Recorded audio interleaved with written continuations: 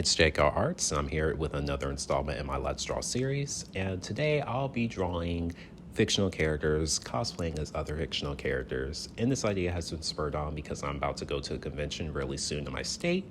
So wish me luck with my travels, and I wish the same to anyone heading to a convention in their state. So on to the video. Like I stated in the intro, basically I'll be drawing 3 different fictional characters, cosplaying as other fictional characters. But before I get into that, my usual and my Let's Draw, I'm going to go on a tangent about something quite uneventful that happened while I was making this video. I just want to get this little rant out and just have it out there, so here we go. So for anyone watching, I use Clip Studio Paint to do the drawings that you see on screen, and basically I do a drawing while being recorded, and then I run that recording through a video processor, or rather video creator, and that's how the Let's Draw show is created here. And so recently, Clip Studio has been having allergic reactions to the video software that I use to record my drawings, and so I had to take time trying to find video recording equipment that Clip Studio won't have an allergic reaction to. And then once I ended up recording my drawings, I ended up putting them in my video creating processor, or software rather, Shotcut, and basically the recordings were 7 hours long, and my video recordings are not that long, and so it was a time length bug, and I had to find different processors and online converters to fix my video recording clips, and it was just a big old mess. But as you see with this episode up, I persevered and made it through, so thank goodness for me. Technical issues driving me absolutely insane aside, the first character that you see me drawing on screen right now is Michiru Kagemori from the Netflix anime Brand New Animal, and I have her cosplaying as Sly Cooper from his namesake video game franchise. So first off, I've not seen Brand New Animal, and I'm sorry, Brand New Animal fans, I'm not interested in watching the show, and I've also not played Sly Cooper's games. I've only seen playthroughs on the internet, so that's the type of quote-unquote gamer I am right now. Anyway, I basically decided to make Michiru cosplay as Sly Cooper because, she's a tanuki, Sly Cooper is a raccoon, and while these two animals are not the same or even in the same family order, if I remember, you get the connection. Tanukis look like raccoons, and yeah, I just want to draw a tanuki girl thief. Back to all the technical hell I had to endure earlier. I had to redraw Michiru several times because Clip Studio Paint will immediately have an allergic reaction to my video recording software where I was recording. And so I would have to stop the recording early, erase what I drew, and restart from scratch. And one upside to all this was that I ended up drawing Michiru this time and actually liking this redrawing of her the best.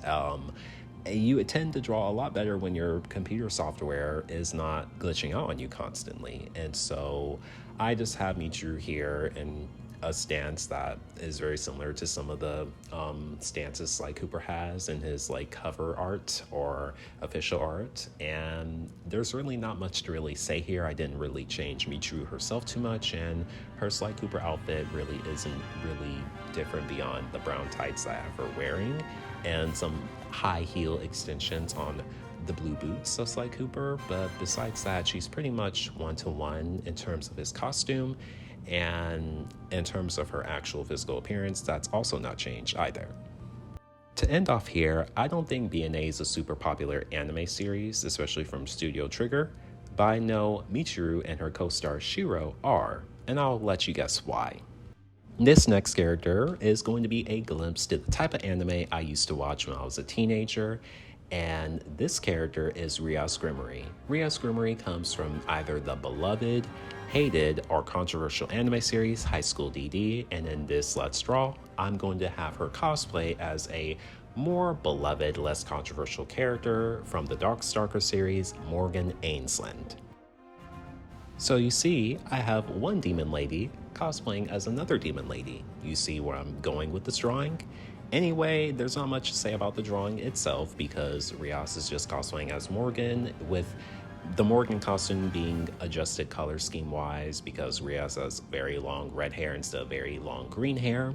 But besides that, I am going to put my 2 cents in on the sexualization discussion because High School DD is rather more of an example of just the ongoing discussions about sexualization in anime and cartoons in general. Now that that can of worms is open, I might as well get my opinion on sexualization out there. So I don't think sexualization is inherently problematic. It's a case-by-case basis and we should analyze it like that. But the issue I have with many animes, including High School DD here, is that it sexualizes underage characters. Now Rios here is 18, so she legally is an adult, but the other characters in High School DD and a lot of anime characters tend not to be 18, and we know at this point that sexualizing teenagers is not okay, rather it be a cartoon, live action show, or in real life. And so this is kind of a dark spot when it comes to anime, and I'll get more into my personal opinions on sexualization when it comes to the next character that I'm drawing, but this is one of the reasons I've stopped watching anime. I just can't take it anymore. So the next character that I hinted at in Rios' segment that I'll be drawing is Sub-Zero from the Mortal Kombat series, and he will be the final character for this video, and he is cosplaying as Gray Filibuster from the Fairy Tail series. Ooh, I got you this time, didn't I? Instead of an anime character cosplaying as a video game character, I have a video game character cosplaying as an anime character. Now I'm pretty sure everyone sees the logic behind this drawing. Sub-Zero and Gray Filibuster are both ice users, and they are both relatively kind of similar in the fact that they're the calm, collected ice user archetype, but then again they come from two very different media franchises, and so that's gonna drastically affect their personality in different ways. Anyway, I have Sub-Zero here wearing Gray's costume, well, his season 1 costume. Now, I know Fairy Tail is way longer than season 1, and Gray has had more clothed variants, but, you know, I'm a casual anime watcher, so I only got to season 1 because that's what was available on Netflix.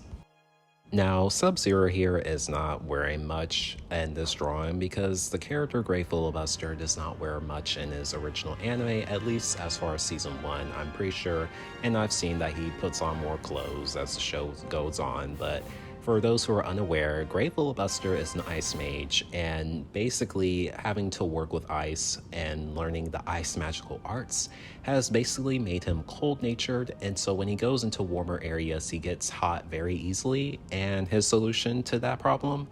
Take his clothes off. Despite my description of Gray's unique character quirk, I think this is a better example of sexualization, especially in anime, and keyword being better, not amazing or great. And I just wish a lot more anime shows follow suit after Gray's example, because for one, at least he's 18 plus, so that's a big hurdle right there. We're already getting at bare minimum territory here. And at least he has a character explanation behind his behavior, because when it comes to anime and even video games, it just feels like the creators are literally just creating scenarios where you get to see usually female characters get naked. And I'm sorry, I think Bayonetta is the best example of sexualization thus far when it comes to video games and anime and manga. I don't think many characters hold a candle to her, but you know, Gray is just okay. He's not offensive or strange when it comes to his sexualization. And he puts on a show for Juvia, so, you know, there's that. Final note, when it came to Sub-Zero, I went with his Mortal Kombat 11 design because, another hot take, I think someone on Mortal Kombat 11's design team ended up having a lot of fun designing some of the male characters from Mortal Kombat 11. And I'll leave my opinion there, and that's it for my commentary, and thank you for watching, and enjoy the final picture.